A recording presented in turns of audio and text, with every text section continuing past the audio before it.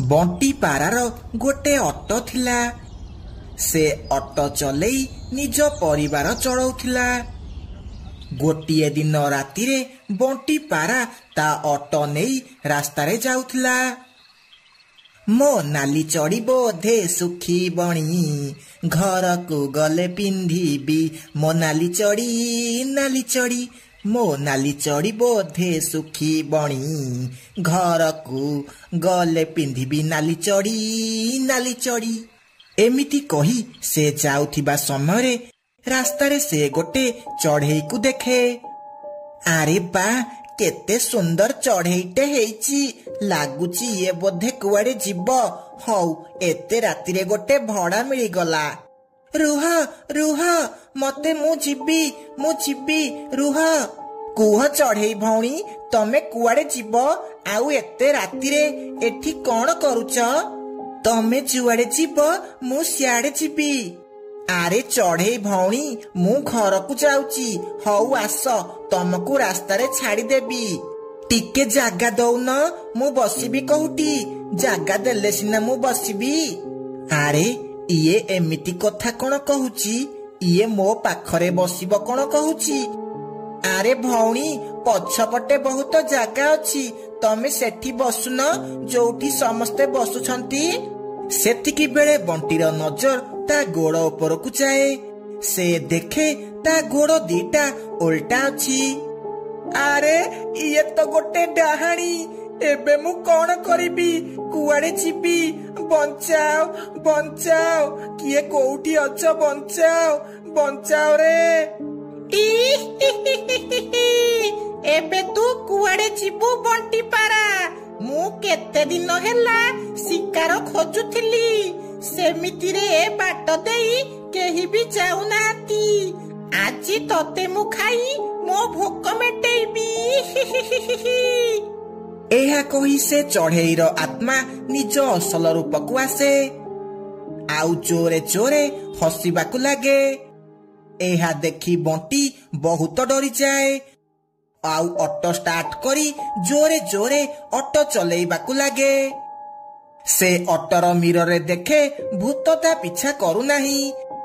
से जोरे जोरे ऑटो चलेई जंगलर ऑटो स्टैंड रे पहुंची जाए।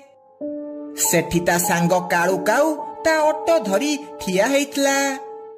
आरे कौन हेला बंटी? तू एते डरिला भरी कौन लागुचू? तते कौन तो स्त्री बाड़ेला ना कौन? आरे काळू भाई भूत आम जंगलर रास्ता रे गोटे भूत अछि। मु एबे देखिली। हई रे तू भाउज को भूत कहूचू? भाउज कौन एते असुंदर? आबे काळू गोटे चापड़ा देबी ऑटोरे जाई सोईबू। आरे मु आम जंगलर रास्ता रे गोटे भूत देखिली। ता गोड़ दीटा उल्टा अछि। आरे ये तू कौन कहूचू? हाँ अरे मु सत कहूची। आरे एते भल मौका थिला आउ तू हाथ छड़ा करदेलु।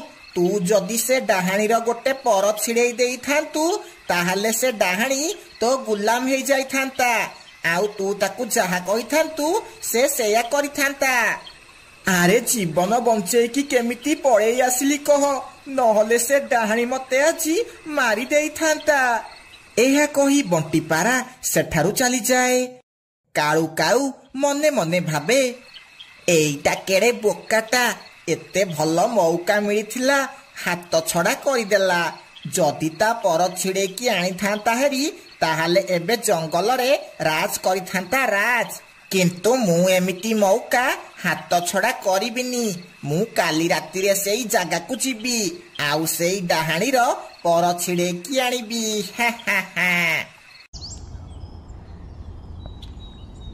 डाहाणी को देखी बंटी को जर हो जाइतला।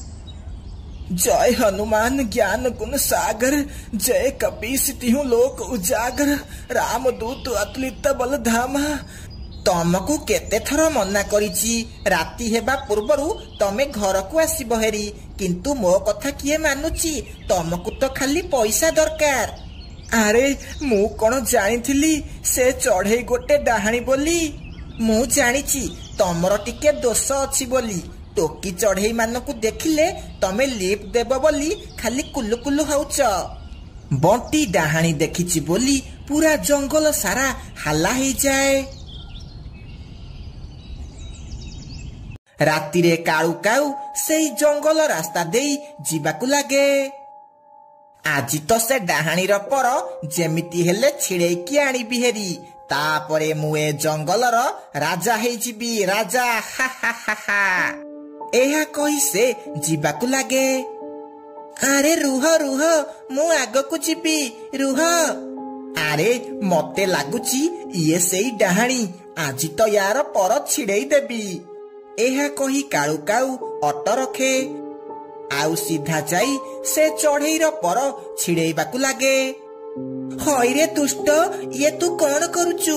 एकुटिया झियकू देखी ता हाथ भिड़ुचु, रह तते एबे दउची।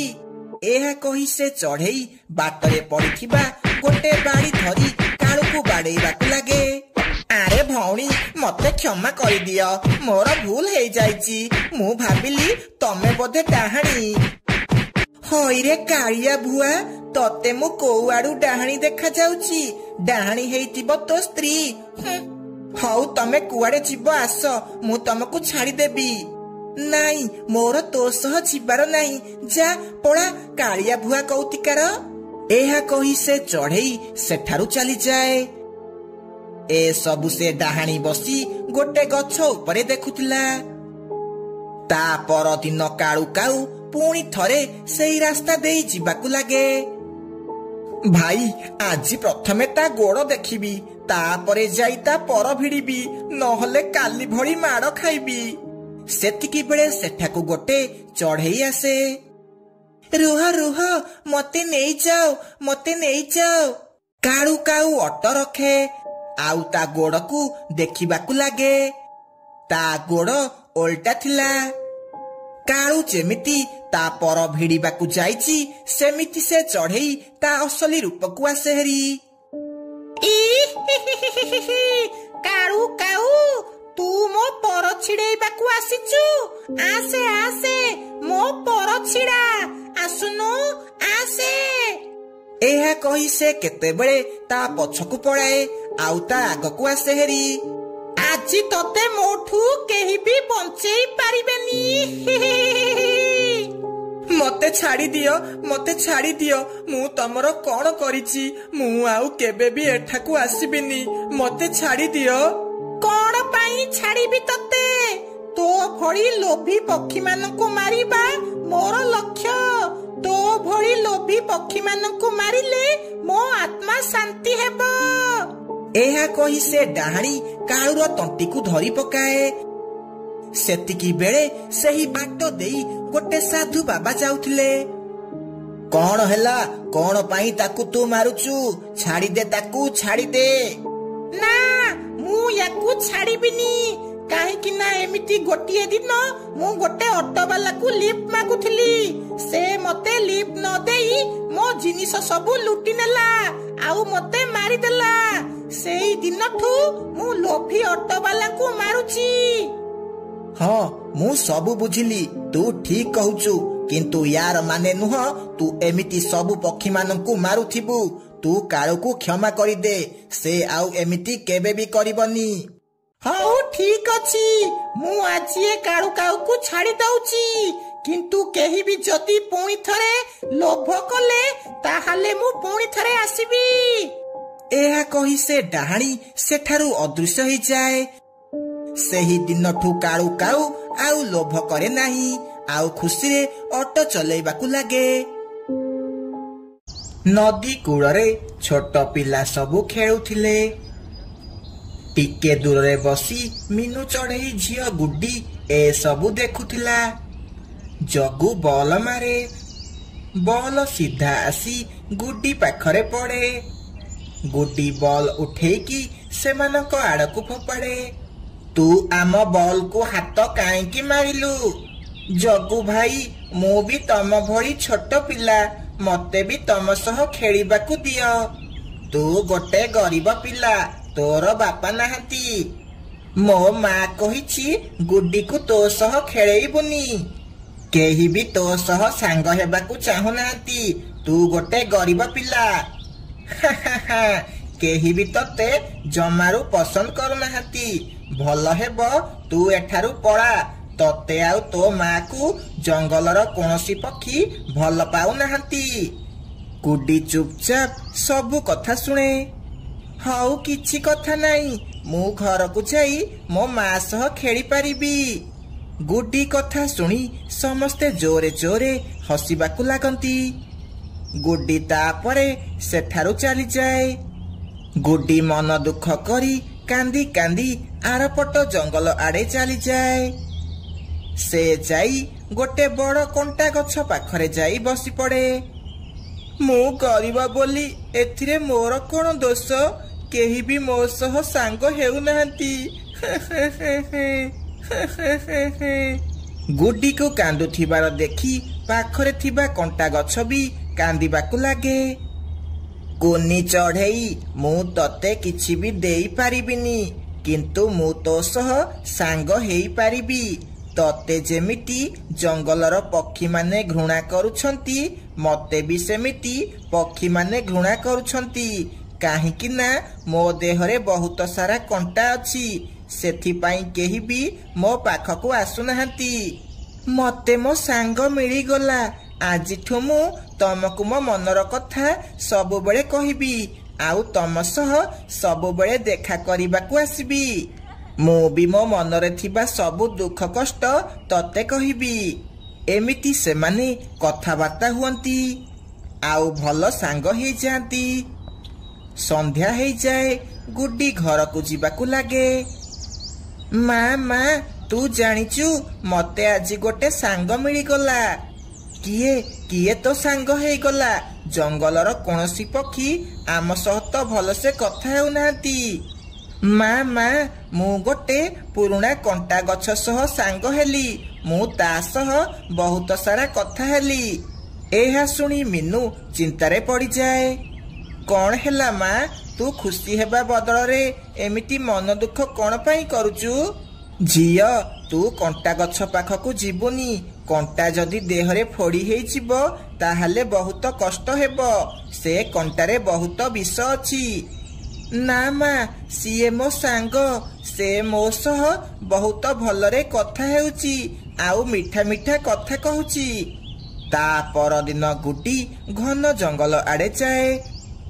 सेठी से गोटे आंब गछरे गोटे आंब देखे। से ताकू तोड़ी दिए। आरे बा एइटा केते बड़ आउ पाचिला आंब हेइची। याको मो घर को नेकी जीबी। माँ देखिले बहुत खुशी हेई जीवो। सेतिकी बेले टिकी आउ जगू सेठाकू आसंती। दे से आंब आमकू देई दे। ए जंगल रे जेते मिठा फल अछि सबु आमर। शुणी पारिलु आमे कौन कहिलु? से आंब देई दे, नहले आमे भिड़िकी नहीं जीवु। जगू जगू तो पछरे गोटे बिलेई बसिची।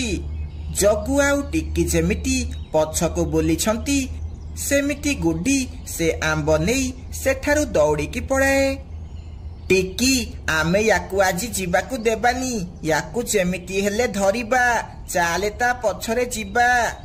एहा कही सेमाने दुई जण गुड्डी को गोड़ेइबाकू लागंती। गुड्डी दौड़ीकी सीधा ता सांग कंटा गछ पाखकू चली जाए। सांग सांग किछि दुष्ट पिला मो आंब नेबा पाई मो पछरे गोड़ौछंती। मते बंचा, मते सेमानंकठू बंचा। जगू आउ टिकी सेठाकू आसी जांती। कुआड़े जीवु दौड़ीकी? आमठू बंचिबा बहुत कष्ट। दे से आंब आमकू देई दे। ना मु आंब जमारू देबिनी। देबिनी माने देबिनी। जा पड़ा एठू। मो सांग पाखकू आसीबाकू चेष्टा कले मु तम दुई जण को रक्तात करिदेबी। मो कंटारे बहुत विष अछि। गोटे थर कंटा फोड़ी हेई गले सेमिति दिन सारा बिंदुथिबरे पुआ।